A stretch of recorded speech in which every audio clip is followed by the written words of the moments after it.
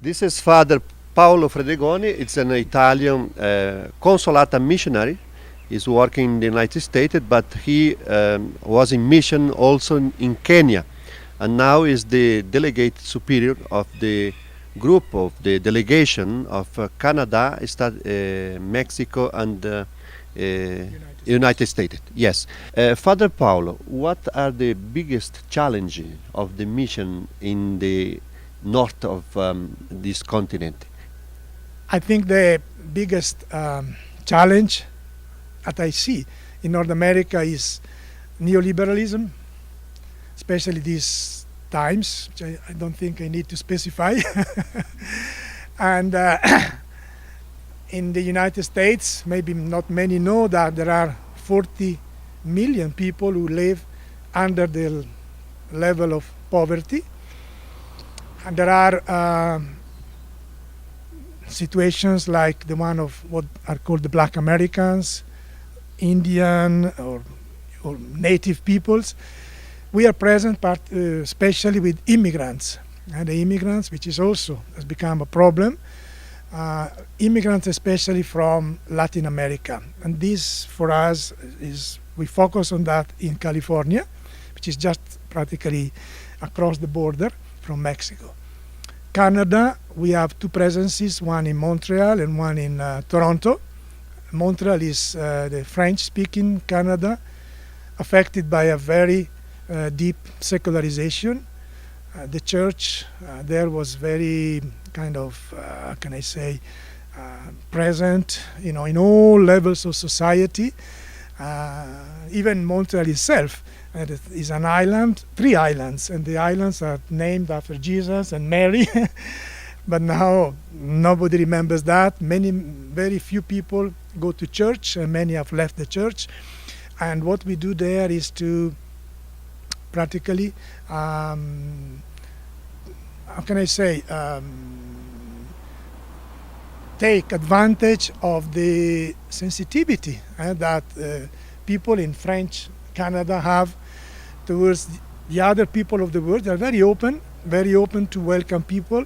So we have a magazine that speaks about a country or the countries where we are present, and we propose them to help hospitals that we have especially in Africa, or other projects. And they respond in their thousands.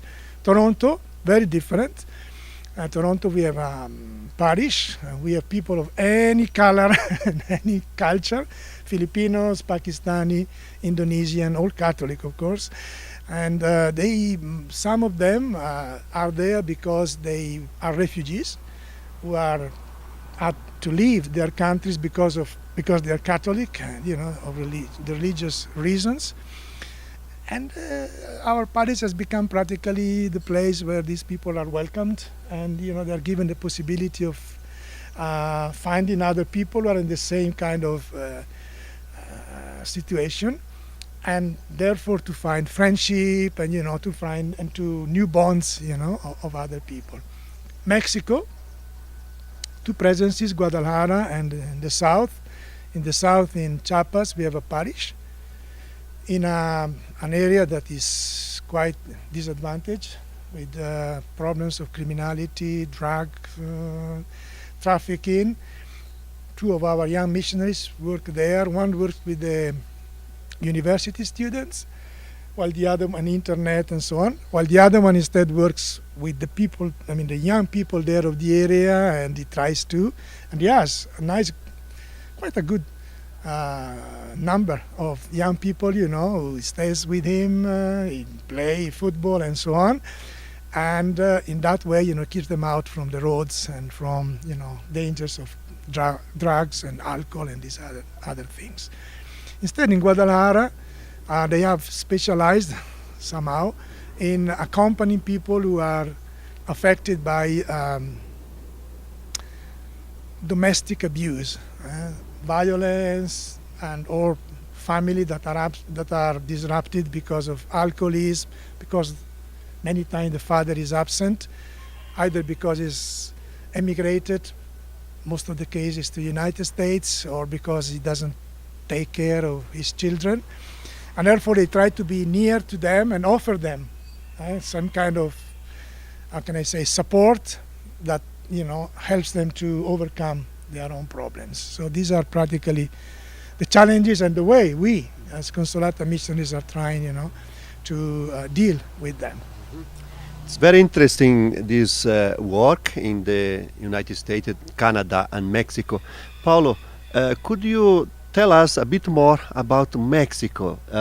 We are present there for 10 years now, no?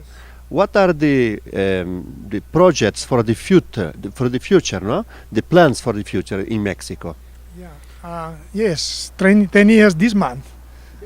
Yes, our first missionaries, the pioneers, arrived in Mexico in 2008, December, and they were welcomed by some families in the outskirts of Guadalajara. And then from there, they just practically go into the local parties. They made themselves known, and they're very well known in the area. As I said before, they made these two choices there in Guadalajara to be near people who are wounded, especially by family problems, and then these parties in the south. Their plan now is to maybe, when they have the possibility and also sufficient number of personnel, to open a presence among the native people. I mean, Mexico has got a great number of native people, and it would be for us really a sign to be close to them. They have their traditions, especially in the south of Mexico, but practically all over Mexico. And sometimes the church has not been very attentive or very sensitive, to their own culture, their own language, their own traditions. And our dream, it would be instead, to try to be close to them and try to help them to express in their own language, in their own ways, their own traditions, with their own sensitivity, our faith. Many of them are all Catholic, but they never found a way of expressing in the liturgy, of expressing, in the prayers, their faith with their own language, in the values and cultures that they have. Yesterday we remembered Our Lady of Guadalupe. It's a very nice icon of the closeness of God to the local people and the native people of Latin America, not only Latin America, the whole America. She appeared in that way, to Juan Diego, somehow making it manifest to him and therefore to the native people that Christianity had a different kind of approach than that of the conquistadores. They had the approach of a mother who was close to them. And I think this is also the mission that we have, to show to the people here through our words, through our life, that our Lord is close to them and is on the side of all the people, especially those who are suffering, those who are poor, those who in their life find it difficult.